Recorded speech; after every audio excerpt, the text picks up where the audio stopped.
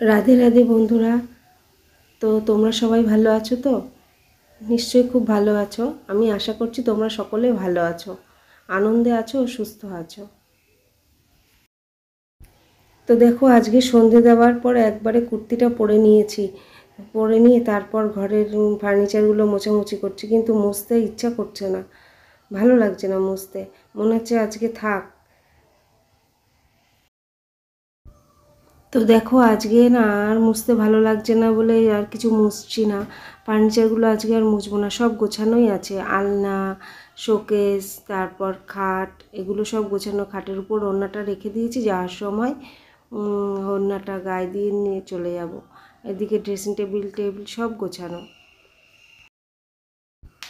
আসলে কালকেই মুছেছি তো তো আজকে আর টাইম নেই, একটু এক্সট্রা কাজ আছে করার। বাজার থেকে এসে সেই এক্সট্রা কাজটুকু করব। তো দেখো, চলে এসেছি রান্নাঘরে। রান্নাঘরে বাসনগুলো তো ধোয়াই ছিল, তো বাসনগুলো এবার গুছিয়ে রাখি। আর সন্ধেবেলা আমাকে কোনো টিফিন করতে হয়নি। সকালে বেশি করে ঘুগনি করে রেখেছিলাম, সকালেও দিয়েছি রুটির সাথে, আর বিকেলের জন্যও রেখে দিয়েছি। তো সেইটা দিয়ে দেব, আর হাজব্যান্ডের জন্য সেটা নিয়ে যাব। তো এই টিফিন বাটিটাতে করেই নিয়ে যাব, তাই টিফিন বাটিটা সাইড করে রাখি আর বাসনগুলো ওদিকে সরিয়ে রাখি।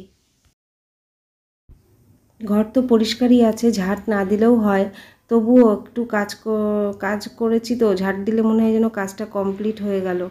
তো সেই জন্য ঝাঁটটা দিয়ে দিই একটু হালকা করে। তো নতুন বন্ধু পুরনো বন্ধুদের জন্য রইল আমার তরফ থেকে অনেক অনেক ভালোবাসা ও অনেক অনেক শুভেচ্ছা। তো বন্ধুরা, তোমাদের যদি ভিডিওটি ভালো লেগে থাকে তাহলে অবশ্যই লাইক, কমেন্ট, শেয়ার ও সাবস্ক্রাইব করতে ভুলো না। তাহলে আমার ভিডিওটি পৌঁছে যাবে সবার আগে তোমার কাছে।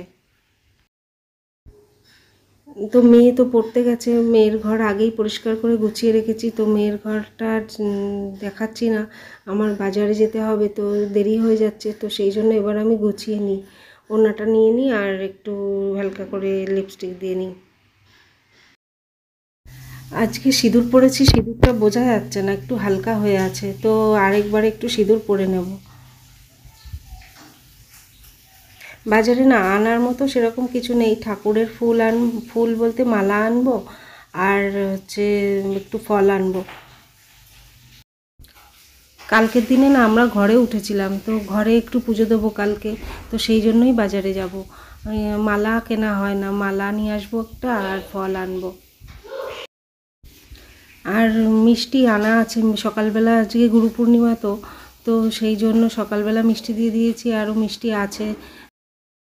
তো কালকে মিষ্টি আর ফল দিয়ে পুজো দেবো, আর একটু ভোগ করে দিলে তো খুবই ভালো হতো। তো চলো, আমি রেডি, তো বেরিয়ে পড়ি এবার। তো বন্ধুরা দেখো, বাজার থেকে চলে এসেছি। তো বেশিক্ষণ টাইম লাগেনি, আধ ঘন্টার মধ্যেই চলে এসেছি। একটা রজনীগন্ধার মালা নিয়েছি, আর আছে ফল।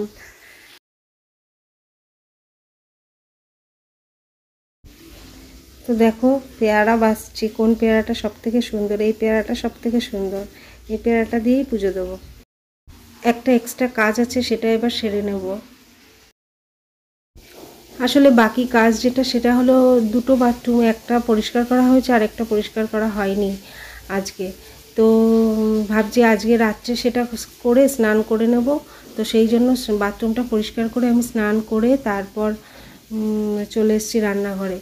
চুলটা ভিজে আছে অল্প, তো সেই জন্য গুটিয়ে রেখেছি। আর এখন অনেক রাতও হয়ে গেছে, দেখো 10টা 15 বাজতে যায়। আসলে কালকে না বাড়ি থেকে ভাই, মা, বুনু ওরা সবাই আসবে, তো সেই জন্যই সব ঘরবাড়ি গোছাচ্ছি আর পরিষ্কার পরিচ্ছন্ন করে রাখছি। একটু এমনি তো গোছানো থাকে।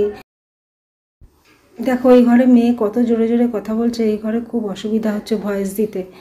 তো কি করব, আজ তো সকাল হয়ে গেছে, আমি ভয়েস দিচ্ছি কিন্তু বলছি কালকের কথা। তো সবাই এসেও গেছে, তো সেই জন্য আজকে আর আমি ভগবান শ্রীকৃষ্ণের কথা তোমাদেরকে বলতে পারলাম না। তো সেই জন্য না মনটা খুব খারাপ হয়ে গেল, ভালো লাগছে না। একটু বলার চেষ্টা করেছিলাম, সকাল থেকে এত কাজের চাপ যে আমি বলতে পারিনি, চেষ্টা করেও হয়নি। তো আজকের ভিডিও আর বেশি লং করব না, এখানেই শেষ করব। আবার চলে আসবো কাল তোমাদের সামনে নতুন কোনো ভিডিও নিয়ে। আর কালকে অবশ্যই তোমাদের সাথে ভগবান শ্রীকৃষ্ণের কথা শেয়ার করব। তো চলো এখন খেতে দেবো। তো আজকের জন্য এ পর্যন্তই, টাটা।